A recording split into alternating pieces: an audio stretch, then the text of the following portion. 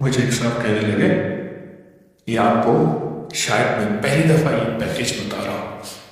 شاید مجھے ایک صاحب کہنے لگے کہ میں نے آپ سے سنا تھا اور سارا سال سے یہ پڑھ رہا ہوں، جب بھی آسمان پہ نظر پڑتی ہے تو میں کہتا ہوں اللہ آسمان کا سارا نظام اور آسمان کے سارے نظام میں ساری کائنات ایسے بیکار تو نہیں ہے، اور پھر اس تصور کے ساتھ یہ آیت پڑھ لیتا ہوں اور بس اپنے کام پہ لگ جاتا ہوں، دن میں ایک دفعہ، بعضوں کا 2 دن بھی نہیں، کہا میں سالہ سال سے یہ کر رہا ہوں، جب بھی خیال آیا، موقع آیا اور ذہن میں آیا تو میں نے یہ آسمان کی طرف دیکھ کے یہ پڑھ لیا۔ کہا کہ مجھے کہنے لگا چند دن پہلے خواب آیا، بہت بڑا محل ہے، بہت بڑا تخت ہے اور بہت بڑے محل کے اندر ایک کائنات ہے، عجیب و غریب دنیا ہے جو آج تک نہ میں نے دیکھی نہیں، اور میں نے اگلے لفظ اس کے بڑھائے، وہ یہ بڑھایا میں نے نہ دیکھا، نہ سنا، نہ سوچا، نہ پڑھا، نہ پرکھا، وہ میں نے دیکھا تو کہنے لگے، آواز آئی یہ تیرا محل ہے، بس صرف انتظار ہے موت کا، تیرا انتظار کر رہا۔ تو میں نے پوچھا یہ کس عمل کی وجہ سے؟ کہا تو اللہ کی باقی بیان نہیں کرتا،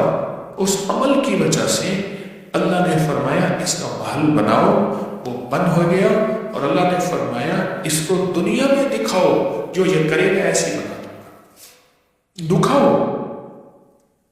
اس کو دنیا میں، اس کا مقام دکھاؤ کہ میں ایسے دوں گا اور ایسے کر لیتا ہوں اور ایسے کر سکتا ہوں۔ ایسے آسمان کو دیکھا اور دیکھ کے کہنے لگا، بولا یہ چاند، یہ سورج، یہ تارے، یہ آسمان میں سارا تیرا نظام ہے، آخر کوئی بیکار تو نہیں ہے، آخر بیکار تو نہیں ہے، کوئی وجہ تو ہوگی، کوئی وجہ تو ہوگی۔ بس یہ سوچا اور کیا پڑھا، ربنا ما خلقت هذا باطلا سبحانك فقنا عذاب النار۔ اللہ نے کہا اچھا جا، میں نے تجھے نجات بھی دے دی اور عزت بھی دے دی اور بندگی بھی دے دی اور نمائندگی بھی دے دی، ساری کامیابی کے تمغے دے دی۔ ہم بھی کر سکتے ہیں کبھی آسمان پہ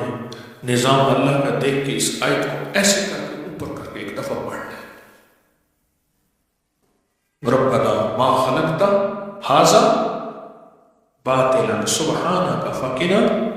عذاب النار، بس اس آیت کو یاد کر لیں۔ اللہ نے کہا اچھا تو نے میرے نظام کو ٹھیک کہا ہے،